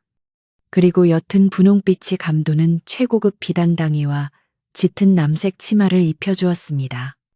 거울 속에 비친 분이의 모습은 영락없는 양반집 규수. 아니, 그보다 더 귀한 분의 자태를 뽐내고 있었습니다. 단장을 마친 분이는 상궁을 따라 임금님이 계신 후원으로 향했습니다. 후원은 기이하게 생긴 바위와 아름다운 꽃나무들이 어우러진 지상낙원 같은 곳이었습니다. 연못 한가운데에는 정자가 하나 떠 있었는데 그곳으로 이어지는 돌다리를 건너는 분이의 발걸음은 조심스러웠습니다. 정자 안에는 한 남자가 뒷짐을 지고 연못을 바라보고 서 있었습니다. 골룡포를 입고 익성관을 쓴 그의 뒷모습은 위엄이 넘쳤지만 어딘가 모르게 익숙한 느낌을 주었습니다. 인기척을 느낀 남자가 천천히 뒤를 돌아보았습니다. 그 순간 분이는 숨이 솟는 듯 했습니다. 화려한 의복을 입고 있었지만 그 눈빛만은 며칠 전 비오는 밤 자신을 바라보던 그 선비님의 맑고 깊은 눈동자 그대로였기 때문입니다. 임금님은 분이를 보자 환한 미소를 지으며 한 걸음 다가왔습니다. 오랜만이오. 그날 밤 빗속에서 따뜻한 밥상을 받았던 나그네가 바로 나요. 임금님의 목소리는 다정했습니다. 분이는 그 자리에 엎드려 큰 절을 올렸습니다. 전하, 죽을 죄를 지었습니다. 지존하신 옥체를 알아보지 못하고 누추한 곳에 모셨으니 용서하여 주시옵소서. 분이의 목소리가 가늘게 떨렸습니다. 하지만 임금님은 손수 분이를 일으켜 세우며 고개를 저었습니다. 일어나시오. 그날 그대가 내어준 것은 단순한 밥 한 그릇이 아니었소. 그것은 얼어붙은 백성의 마음을 녹이는 온기였고 사람을 차별하지 않는 진정한 어진 마음이었소. 내가 수많은 진수성찬을 받아보았지만 그날 그대가 차려준 뚝배기 된장국만큼 맛있는 음식은 없었소. 임금님은 분이를 자리에 앉히고 차를 권했습니다. 나는 궁궐 안에서 신하들의 보고만 듣다 보니 백성들의 진짜 삶을 알지 못했소. 그래서 몰래 잠행을 나갔던 것인데 그날 비를 만나 그대의 집으로 가게 된 것은 하늘이 내게 준 큰 가르침이었소. 그 거대한 기와집 대문은 굳게 닫혀 있었으나 그대의 작은 부엌문은 활짝 열려 있었지. 나는 그날 결심했소. 그대와 같이 맑고 고운 심성을 가진 사람을 곁에 두고 내가 흐트러질 때마다 백성을 생각하는 마음을 일깨워 달라고 말이오. 임금님의 진심 어린 고백의 분이는 눈시울이 붉어졌습니다. 자신 같은 천한 여종을 이토록 귀하게 여겨주시는 임금님의 넓은 마음에 감동하지 않을 수 없었습니다. 분이는 눈물을 닦으며 조심스럽게 입을 열었습니다. 전하, 저는 배운 것도 없고 가진 재주도 없는 미천한 몸입니다. 하오나 전하께서 저를 필요로 하신다면 제 목숨이 다하는 날까지 전하의 곁에서 그림자처럼 모시며 따뜻한 밥 한 그릇의 마음을 잊지 않도록 돕겠습니다. 분이의 대답에 임금님은 크게 기뻐하며 고개를 끄덕였습니다. 고맙소. 내 그대에게 수계라는 첩지를 내릴 것이나 그대는 형식에 얽매이지 말고 지금처럼 편안하게 내 말동무가 되어 주시오. 그날부터 분이는 궁궐의 식구가 되어 새로운 삶을 시작하게 되었습니다. 빨래터의 분이가 임금님의 총애를 받는 후궁이 되었다는 소식은 곧장 담을 넘어 온 나라에 퍼져나갔습니다. 궁궐 생활은 화려하고 편안했지만 분이는 결코 자신의 본분을 잊지 않았습니다. 그녀는 비단 옷을 입고 있었지만 마음만은 여전히 무명옷을 입고 빨래를 하던 시절의 겸손함을 유지했습니다. 그녀는 아랫사람들을 하대하지 않았으며 궁녀들이나 내관들이 힘든 일을 겪을 때마다 따뜻하게 위로하고 도와주었습니다. 특히 그녀는 수라간에 각별한 관심을 기울였습니다.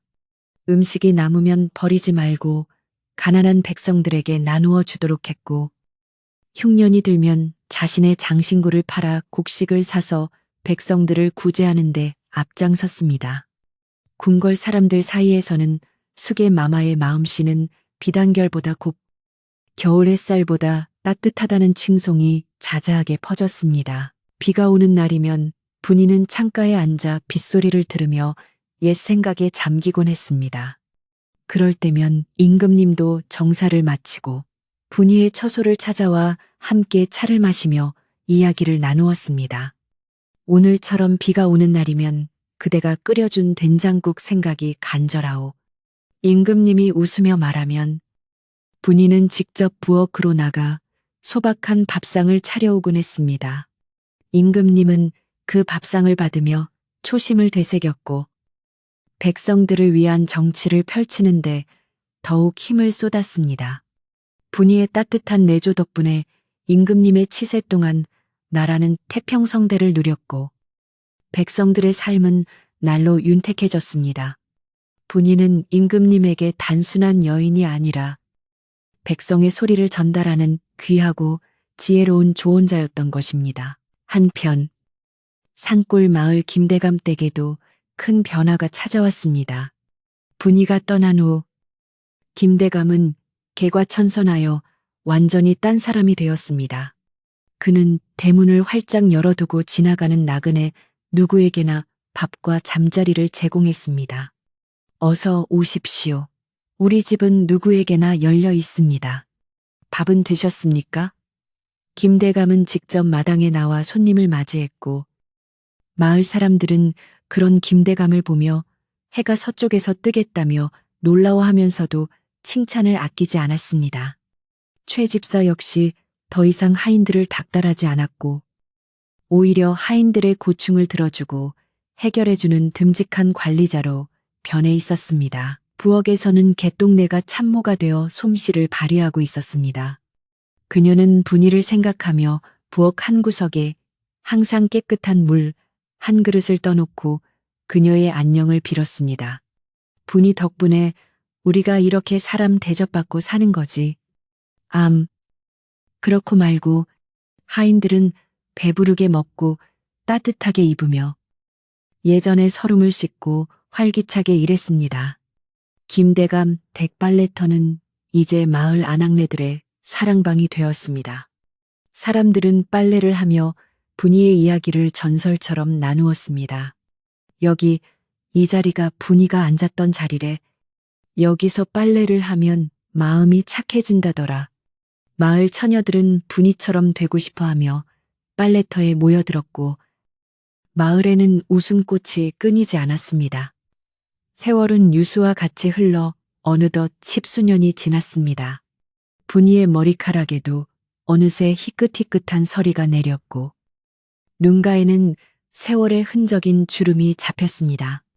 하지만 그녀의 맑은 눈빛과 온화한 미소는 예전 그대로였습니다. 어느 여름날 오랜 가뭄 끝에 단비가 촉촉하게 내리던 밤이었습니다. 분이는 정자에 앉아 빗방울이 연못에 떨어져 동그라미를 그리는 모습을 바라보고 있었습니다. 곁에는 이제 백발이 성성한 임금님이 그녀의 손을 꼭 잡고 앉아 있었습니다. 두 사람은 아무 말 없이 빗소리에 귀를 기울이며 지난 날들을 회상하고 있었습니다. 부인, 빗소리가 참 좋구려. 옛날 그 산골 마을에서 듣던 빗소리와 똑같소. 임금님의 말에 분이는 고개를 끄덕이며 미소 지었습니다. 예, 전하. 세상 모든 것이 변해도 저 빗소리와 사람의 진심은 변하지 않는 법인가 봅니다. 임금님은 분이의 손등을 어루만지며 말했습니다. 내 평생 가장 잘한 일은 그날 빗속에서 그대라는 보석을 발견한 것이요. 그대 덕분에 나는 성군이라는 소리를 들을 수 있었고, 내 마음도 늘 따뜻할 수 있었소. 분이는 임금님의 어깨에 머리를 기대며 화답했습니다. 과찬이십니다. 전하, 저는 그저 전하의 은덕으로 분에 넘치는 행복을 누렸을 뿐입니다. 저 빗줄기가 대지를 적셔 만물을 살리듯 전하의 사랑이 저와 백성들을 살리셨습니다. 비는 밤새도록 내렸지만 그것은 춥고 매서운 비가 아니라 세상의 먼지를 씻어내고 새 생명을 틔우는 생명의 비였습니다. 김대감 댁의 늙은 느티나무도 궁궐 후원의 이름 모를 꽃들도 모두 빗물을 머금고 싱싱하게 피어났습니다. 사람들은 비가 오는 날이면 따뜻한 밥 한 그릇을 나누며 분이의 이야기를 했습니다. 착한 마음을 가지면 언젠가는 복을 받고 작은 친절이 세상을 바꿀 수 있다는 믿음이 사람들 마음속에 깊이 뿌리내렸습니다. 분이와 임금님의 이야기는 할머니가 손자에게, 어머니가 딸에게 들려주는 아름다운 옛날 이야기가 되어 대대로 전해져 내려왔습니다. 밤이 깊어온 세상이 잠든 시간, 처마 끝에서 떨어지는 낙수 소리가 자장가처럼 들려옵니다. 똑, 똑, 똑. 규칙적으로 들리는 빗소리는 우리의 마음을 차분하게 가라앉히고 편안한 꿈나라로 인도합니다. 욕심을 버리고 남을 배려하는 마음이 얼마나 아름다운지, 그리고 그 마음이 결국에는 자신에게 얼마나 큰 행복으로 돌아오는지를 일깨워주면서 말입니다. 오늘 밤 여러분의 꿈속에도 분이의 따뜻한 밥상 같은 포근한 행복이 찾아오기를 바랍니다. 비 내리는 밤의 기적 같은 이야기는 여기서 끝을 맺지만 그 따스한 온기는 영원히 우리 곁에 머물 것입니다.